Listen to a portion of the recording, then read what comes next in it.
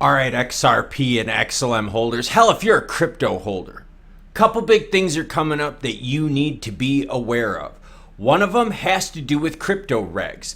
The other one has to do with money being cheap so that crypto can start moving.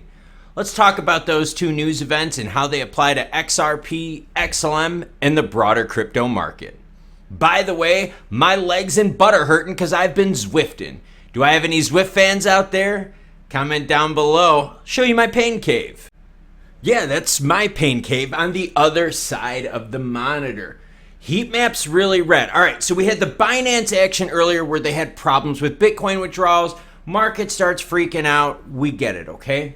We've got other action going on that has us concerned, and we're going to talk about it right now. Top crypto stuff. Yep, I'm watching volumes to see if anything is happening. We're getting more of a bump from the weekend. You can see volumes are up across the board on all exchanges, but we aren't seeing that translate into price. Reason volume is up because of sell-off from the negative action.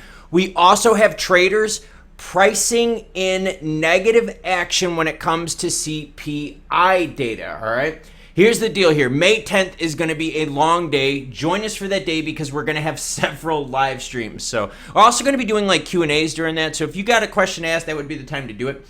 But May 10th at 8:30 a.m. Eastern time, they're going to be releasing CPI data. Recently, it's looked like this, right? We've had some really good moves on down. Hey, the faster we go down, the faster we can stop all the rate hikes, the sooner money becomes cheaper, and riskier assets and development into newer tech becomes more affordable. Meaning, yes, crypto can start moving to the upside. It can't now with money being so darn expensive.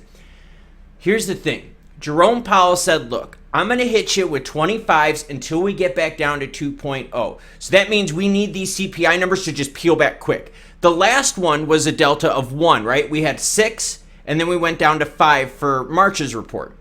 Now, what we need to see is a continuation of that. Can we go from 5 to 4? That'd be very aggressive. We had some energy spikes a little bit during that last time period reporting-wise. Housing, we're still waiting, right, to come down. So that's one of the big things we're keeping our eye on.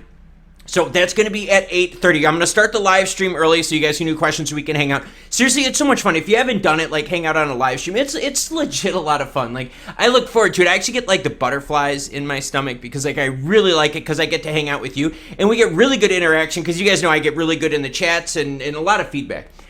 Here's the thing that with inflation, and don't worry, there's two events that we're going to talk about. Like I said, the 10th is going to be crazy. I'm going to be completely worn out by the end of it, but worth it though because I'm hanging out with you guys and gals. This is what it looked like over the last 10 years, all right? This is the US inflation, okay? And like I said, we need this to get back down, and you can see we've come down quite sharply, but Jerome wants it just to all like waterfall straight on down, okay? So like I said, we're going to be looking at continuous hits unless we get CPI data that just rocks this world. Put it into perspective, though, what the UK is dealing with. This is the same chart, same time period. See how in the UK it's leveled off? Our UK fans out there, which are about right now 10.8% of you based on the last time I checked, you guys are dealing with it way worse than us here in the US, all right? You guys got it way higher in terms of like an amplification, right? Just a nastiness effect. And your time frame, you haven't even come down yet. You're leveling off. Again, compare this, what the UK is dealing with, to this. You can see an obvious difference here of it peeling back in the US. And Jerome is still being aggressive, going, guys, look, we're not happy with this. So how do you think UK central banks are? They ain't happy at all. We're talking more aggressive rate action, which turns off the money valve in that country and screws the people there even more. We talk about crypto mooning, right? Not to make a joke out of when moon, we got to get through inflation first across the globe. We're seeing certain countries peel back faster, sooner.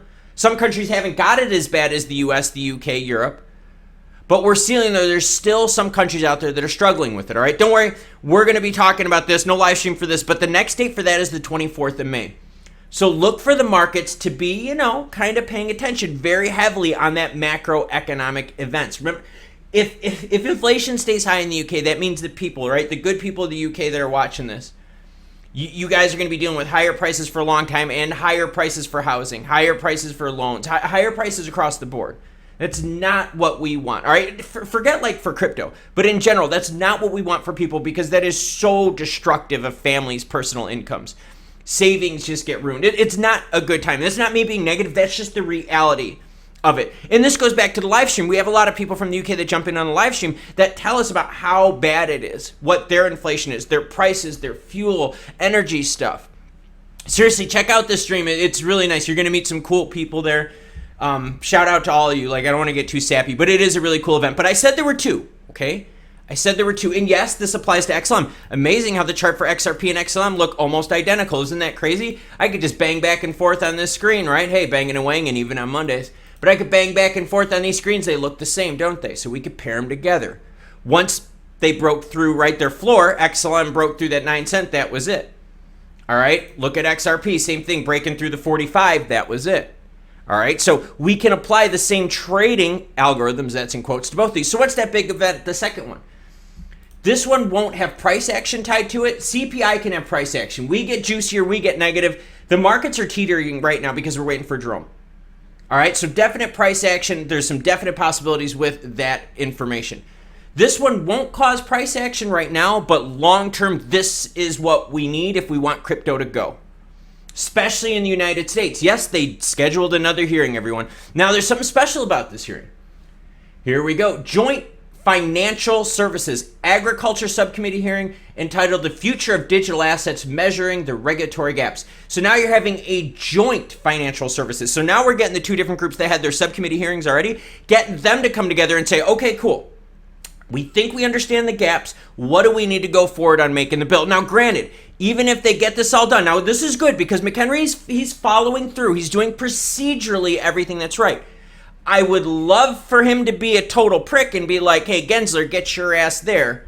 Listen to us do this. Not even ask him a single question. Make him sit in the front row with the spotlights on him and just be like talking to everyone else on the panel. I'd pull a dick move like that if I were in the house. I'm not in the house, though, so it's easy for me to be a, armchair quarterback. So we've got information, right, that could lead to price action, and we've got information happening on the 10th that can lead to regulatory goodness. We just have to get through Elizabeth Warren in the Senate, and that's going to be a tough one. And then, you know what? They're going to want some pork in the bill, and we don't want to spend money right now because, as we've seen, inflation is bad. Even in the United States, let's be real here, 5% is still bad. The UK is dealing right now with 8.9. So no, we don't want to add to balance books right now. We want to do financially smart things, but also start getting some smart new regs in.